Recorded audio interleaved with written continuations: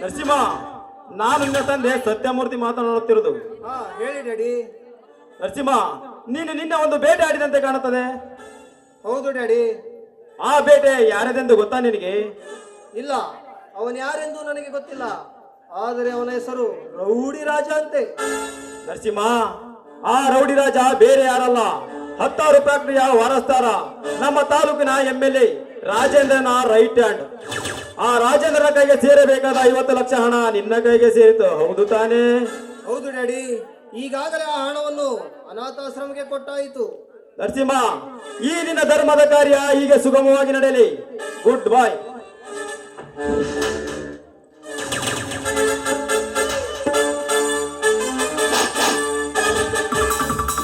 MLA Rajendra,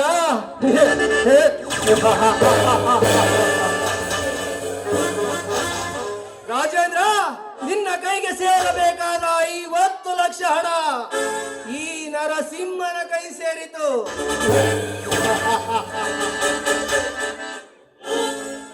ನನಗೆ ಎದುರಾಗಿ ನಿಂತ ರೌಡಿ ರಾಜ ಯಮಲೋಕಕ್ಕೆ ಸೇರಿತಾಯಿತು.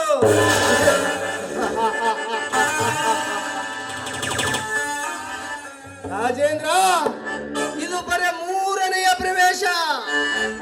ಮುಂದೆ ಬರುವ ಪ್ರವೇಶದಲ್ಲಿ ಈ ನರಸಿಂಹನ ಕೈಯಲ್ಲಿ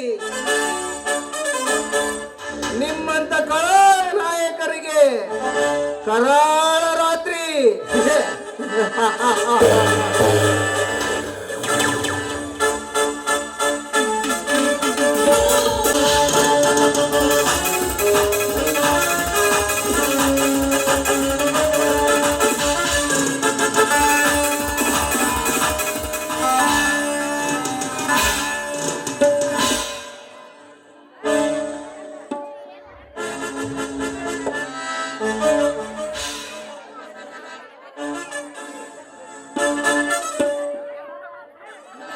ಪ್ರಸಂತ, ತಮ್ಮ ಪ್ರಸಂತ, ಯಾರಿದ್ರಿಲ್ಲ ತಮ್ಮ ಮನ್ಯಾಗ?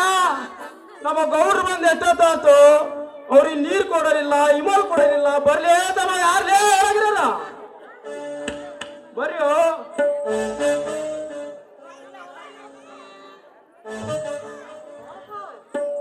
ದೇವೇಂದ್ರ ದೇಸಾಯಿ ಅವರು ಏನು ನಮ್ಮ ಮನೆ ಕಡೆಗೆ ಬಂದ ಕಾರಣ?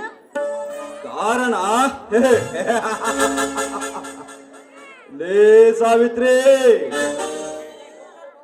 ನಿನ್ನ ಗಂಡ ನಮ್ಮ ಹತ್ತಿರ ಸಾಕಷ್ಟು ಸಾಲವನ್ನು ತೆಗೆದುಕೊಂಡು ಮರಳಿ ತೀರಿಸಕ್ಕಾಗದೆ ನಿಮ್ಮ ಆಸ್ತಿಯನ್ನು ಈ ದೇಸಾಯಿ ಅವರ ಹೆಸರಿಗೆ ಖರೀದಿ ಬರೆದು ಕೊಟ್ಟಿದ್ದಾನೆ. ಆದರೆ ನೀವು ನಿಮ್ಮ ಆಸ್ತಿಯನ್ನು ಬಿಡಬೇಕೆಂದು ಕಂಪ್ಲೇಂಟ್ ಕೊಟ್ಟಿರಂತೆ. ಯಾಕೆ ಈ ಭೂಮಿಯ ಮೇಲೆ ಬದುಕುವ ಆಸೆ ಇಲ್ಲವೆಂದು ಕಾಣುತ್ತದೆ ನಿನಗೆ? ನೋಡವ್ವ ತಂಗಿ, ನಿನ್ನ ಗಂಡ ಸಾಲ ಮಾಡಿದ್ದು ಕರೆ ಐತಿ. ಆ ಸಾಲ ತೀರ್ಸಕ್ಕಾಗದ ಆಸ್ತಿ ಪತ್ರಕ ಸೈನ್ ಹಾಕಿದ್ದು ಕರೆ ಐತಿ. ಅಂದಂಗ ನೀನು ನಿನ್ನ ಮಗ ಪ್ರಶಾಂತ ನಮ್ಮ ಆಸ್ತಿ ನಮ್ಗ ಕೊಡ್ಬೇಕಂತೇಳಿ ನಮ್ಮ ಗೌಡ್ರ ಮೇಲೆ ಕಂಪ್ಲೇಂಟ್ ಕೊಟ್ಟಿರಂತಲ್ವಾ? ಯಾಕವ ತಾಯಿ, ಸುಮ್ಮನೆ ನಮ್ಮ ಗೌಡ್ರ ಎದುರ ಕೆಲಸ ಐತಿರಿ?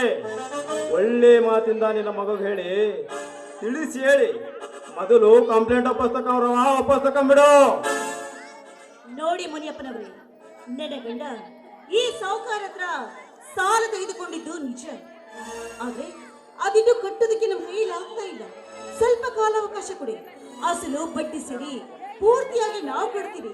ಅದನ್ನ ಬಿಟ್ಟು ಅದನ್ನೆಲ್ಲ ಮರೆತು ನೀವೇನಾದ್ರೂ ನಮ್ಮ ಆಸ್ತಿನ ಕೈವಶ ಮಾಡ್ಕೋತೀನಿ ಅಂತ ಬಂದಿದ್ದು ನಿಜವಾದ್ರೆ ನಿಮ್ಮಗಳ ಪರಿಣಾಮ ನೆಟ್ಟಗಾಗಲಿಕ್ಕಿಲ್ಲ. ಪರಿಣಾಮ ಲೇ ಸಾವಿತ್ರಿ, ನಾನು ಹೇಳಿದ್ದಲ್ಲಿ ಸೈನ್ ಹಾಕಿ ನಿನ್ನ ಮಗಳನ್ನು ಕರೆದುಕೊಂಡು ಈ ಊರು ಬಿಟ್ಟು ಹೋದರೆ ನಿನ್ನ ಮಗನ ಪ್ರಾಣ ಉಳಿಯುತ್ತದೆ.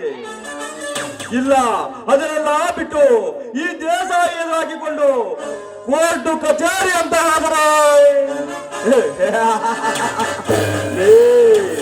ಈಗಾಗಲೇ ಗಂಡನನ್ನ ಕಳೆದುಕೊಂಡ ಮೊಂಡೆಯಾಗಿದ್ದೀಯಾ.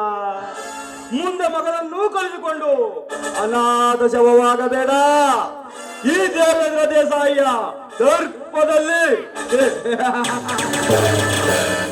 ದೇಸಾಯಿ ಮಚ್ಚ ಬಾಯ್ಡ ಏನ್ ಮಾತಾಡ್ತಿ ಅಂತ ನಿನಗೇನಾದ್ರೂ ಅರಿವಿದೆಯೇನೋ? ಈ ನಿನ್ನ ಬೆದರಿಕೆಗೆ ಹೆದರಿ ನಾವು ಸಹಿ ಹಾಕಿ ಹೊಲವನ್ನು ಬಿಟ್ಟು ಈ ಊರಿನ ಬಿಟ್ಟು ಓಡಿ ಹೋಗ್ತೀವಿ ಅಂತ ತಿಳ್ಕೊಂಡಿದೀಯಾ? ಅದು ಯಾವ ಕಾಲಕ್ಕೂ ಸಾಧ್ಯವಿಲ್ಲ ಅಂತ ತಿಳ್ಕೊ. ಅಲೋ, ನನ್ನ ಮಗ ಇದೆ ಈಗ ಹೊಲದ ಕಡೆಗೆ ಹೋಗಿದ್ದಾನೆ. ಅವನೇನಾದ್ರೂ ಬಂದು ಈ ವಿಷಯ ಏನಾದ್ರೂ ಅವನಿಗೆ ಗೊತ್ತಾಗಿದ್ದು ನಿಜವಾದ್ರೆ ನಿಮ್ಮನ್ನ ಸೀಳಿ ಈ ನಿಮ್ಮ ರಕ್ತವನ್ನ ರುದ್ರ ಭೂಮಿಯಲ್ಲಿ ಹಾಕ್ತಾನೆ ನನ್ನ ಮಗ ಪುಂಡ ಪ್ರಶಾಂತ. ಉಂಡ ಪ್ರಶಾಂತ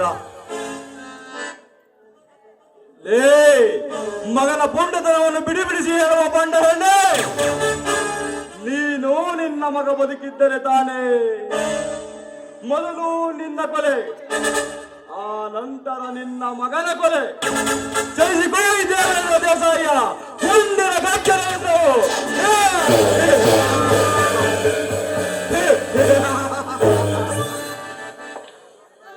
ಪಾಪಿ ನೋಡ್ತಾ ನಿನ್ನ ಪ್ರಾಣ ತೆಗೆದು ಬಿಡೋದಿಲ್ವಾ? ಅಮ್ಮ, ಪ್ರಶಾಂತ,